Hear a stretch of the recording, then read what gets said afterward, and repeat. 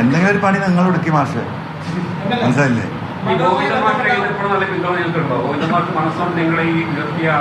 എനിക്ക് കേരളത്തിലെ മുഴുവൻ സാധാരണ മനുഷ്യരും ആ സാധാരണ മനുഷ്യരുടെ കൂട്ടത്തിൽ തന്നെയാണല്ലോ ഈ സഖാക്കള്. അവർ കുറച്ചും കൂടി മനുഷ്യത്തുള്ളവരാണ് ഈ വിഷയങ്ങളിലൊക്കെ.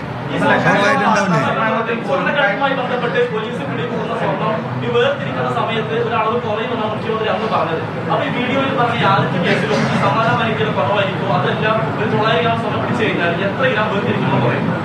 അത് മുഖ്യമന്ത്രി പറഞ്ഞത് ഷർട്ടിലും പാൻറ്റിലൊക്കെ തേച്ച് വന്ന് എന്നിട്ട് അത് കത്തിച്ചു, മനസ്സിലായോ?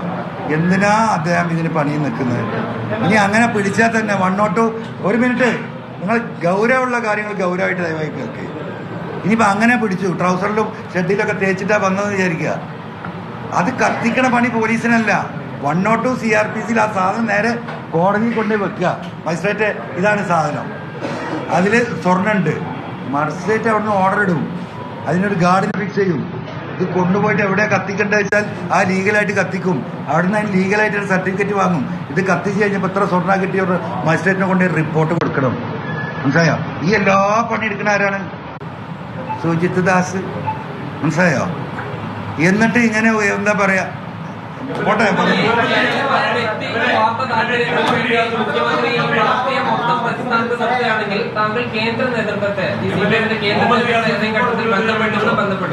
ഈ കേന്ദ്രവും കേരളമൊക്കെ ഒന്നുമില്ലല്ലോ.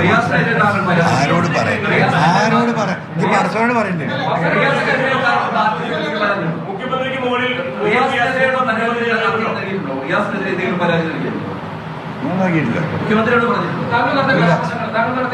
പറഞ്ഞിട്ടില്ല.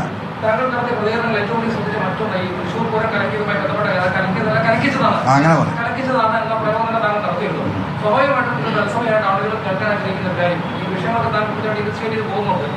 അവരെ കലക്കുകയാണെങ്കിൽ ഇതുപോലെ വൈകാരികമായ ഒരു കാര്യം കലക്കുകയാണെങ്കിൽ അതിന് നിർദ്ദേശമാണ് തീർച്ചയായിട്ടും. അത് അജിത്തിൽ നിന്ന് മാത്രം ഉണ്ടായതാണ് സംഭവം എവിടെ നടന്നതാണ്. ആർക്കാണോ കേരളത്തിലെ ഒരു BJPക്ക് സീറ്റ് ഉണ്ടാക്കി കൊടുക്കേണ്ടത്, സാഹചര്യവശാൽ നിർബന്ധിത സാഹചര്യത്തിൽ ആർക്കാണോ ഒരു സീറ്റ് ഉണ്ടാക്കി കൊടുക്കേണ്ടത് ആ വ്യക്തി നിർദ്ദേശം കൊടുത്തിട്ടുണ്ടാവും. അതാരോ നിങ്ങൾ അന്വേഷിച്ചോ? അല്ല, അതെനിക്കറിയില്ല. മുഖ്യമന്ത്രി പറഞ്ഞില്ല, നിങ്ങൾ അന്വേഷിച്ചോ? അത് ഇതിന്റെ പിന്നിൽ അൻവറാണോ എന്ന് നിങ്ങൾ ചോദിച്ചപ്പോൾ എന്താ പറഞ്ഞത്? നിങ്ങൾ അന്വേഷിച്ചോ എന്ന് പറഞ്ഞതുപോലെ ആർക്കാണോ ഇവിടെ BJPക്ക് ഒരു സീറ്റ് ഉണ്ടാക്കി കൊടുത്ത് അതിന്റെ സൗകര്യം പറ്റാൻ ആരെങ്കിലും ആഗ്രഹിക്കുന്നുണ്ടെങ്കിൽ അതിന്റെ പിന്നിൽ ആരാണ്, ആ ആളെ കുറിച്ച് നിങ്ങൾ അന്വേഷിച്ചോ? അത് നിങ്ങൾ അന്വേഷിച്ചോ, ഞാൻ പറയണ്ടല്ലോ.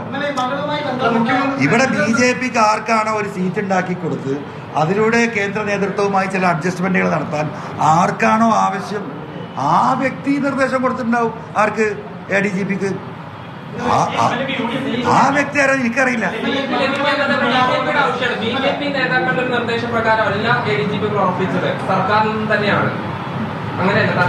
ഞാൻ പറഞ്ഞല്ലോ, ആർക്കാണോ അവിടെ BJPക്ക് ഒരു സീറ്റ് ഉണ്ടാക്കി കൊടുക്കേണ്ടത്, ആ എന്തിനു വേണ്ടിയിട്ടാണോ BJPയെ കൂട് പിടിക്കേണ്ടത് ആ വ്യക്തികൾ നിർദ്ദേശം കൊടുത്തിട്ടുണ്ടാവും ADGPക്ക്.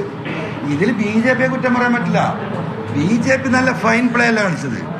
തെരഞ്ഞെടുപ്പ് രാഷ്ട്രീയം എന്ന് പറഞ്ഞാൽ അതാണ്. ആ തെരഞ്ഞെടുപ്പ് ജയിക്കാനുള്ള തന്ത്രം അവർ പ്രയോഗിച്ചു, അവരെ വിജയിച്ചു. അതിന് അവരെ കുറ്റം പറയാൻ പറ്റില്ലല്ലോ. പക്ഷെ അതിന് സൗകര്യമൊരുക്കി കൊടുത്തവർ ഈ കമ്മ്യൂണിസ്റ്റ് പ്രസ്ഥാനത്തിന്റെ ഈ പറഞ്ഞ ആയിരക്കണക്കിന്. ഇപ്പം ഞാൻ ഇന്ന് അങ്ങോട്ട് വരുമ്പോൾ എനിക്കൊരു മെസ്സേജാണ്, ദയവായി നിങ്ങൾക്ക് എന്താ അറിയോ, കണ്ണൂരിലൊരു ഒരു സഖാവിൻ്റെ മെസ്സേജ് വോയിസാണ്. അപ്പം ഇങ്ങനെ നിരന്തരം വിളിക്കുന്നത് ഞാൻ എടുത്തിട്ടില്ല കാറിൽ വരുമ്പോൾ. അപ്പോൾ ആ സഖാവിൻ്റെ മെസ്സേജ് എന്താ വെച്ചാൽ, സഖാവ് നിങ്ങൾ എന്തായാലും പത്രസമ്മേളനം നടത്താൻ പോകുന്നു, ഞങ്ങൾക്കൊക്കെ ഒരുപാട് സങ്കടമുണ്ട്. ഞങ്ങളുടെ ഏറ്റവും വലിയ പ്രിയപ്പെട്ട നേതാവായിരുന്നു കോടിയേരി സഖാവ്. ആ മനുഷ്യൻ്റെ മരണം നടന്നിട്ട് തിരുവനന്തപുരത്ത് AKG സെൻറ്ററിൽ ആ ബോഡി ഒന്ന് കൊണ്ടുപോയി വെച്ചിട്ടില്ല. കേരളത്തിലെ ഉടനീളമുള്ള സഖാക്കൾ അതിനുവേണ്ടി കാത്തിരുന്നാണ്.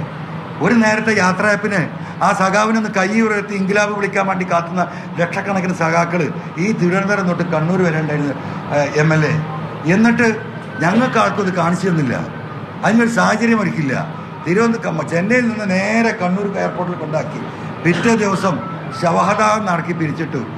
എന്നിട്ട് അദ്ദേഹം പറയാണ്, അത് അന്ന് വൈകുന്നേരം മുഖ്യമന്ത്രിക്കും കുടുംബത്തിനും യൂറോപ്പിലേക്ക് പോകണം, അതിനുവേണ്ടി അദ്ദേഹം ചെയ്തതാണ്. അത്രമാത്രം ഞങ്ങളെ സഖാക്കളോട് ഞങ്ങളെ വേദനിപ്പിച്ചൊരു സംഗതിയാണ്. അതുകൊണ്ട് സഖാവിനാണ് എൻ്റെ പിന്തുണ. മെസ്സേജാണ്. ആ കോടിയേരി സഖാവ് ആരായിരുന്നു? കോടിയേരി സഖാവ് ഉണ്ടെങ്കിൽ ഇന്ന് ഈ അവസ്ഥയിൽ ഞാൻ ഈ മൈക്കും വെച്ചിരിക്കേണ്ടി വരും? എനിക്കൊന്നുമില്ല, ഒരിക്കലും വരില്ല. വിഷയങ്ങളിൽ വ്യക്തമായി ഇടപെടുകയും അതിന് പരിഹാരം ഉണ്ടാക്കുകയും ഏതൊരു പാവപ്പെട്ട സഖാവാണ് പറയുന്നതെങ്കിലും അതിന് പരിഗണന കൊടുക്കരുത്. അങ്ങനെ എന്താ മോനെ അങ്ങനെ ഒരു സ്നേഹത്തോടു കൂടിയില്ല പെരുമാറ്റം. കേരളം മുഴുവൻ ഇഷ്ടപ്പെട്ടിരുന്നല്ലോ ഇല്ലേ? ഞാൻ പറഞ്ഞു എൻ്റെ വാപ്പ അങ്ങനെയായിരുന്നു, ഒരു ബലം പിടിച്ച മനുഷ്യനായിരുന്നു.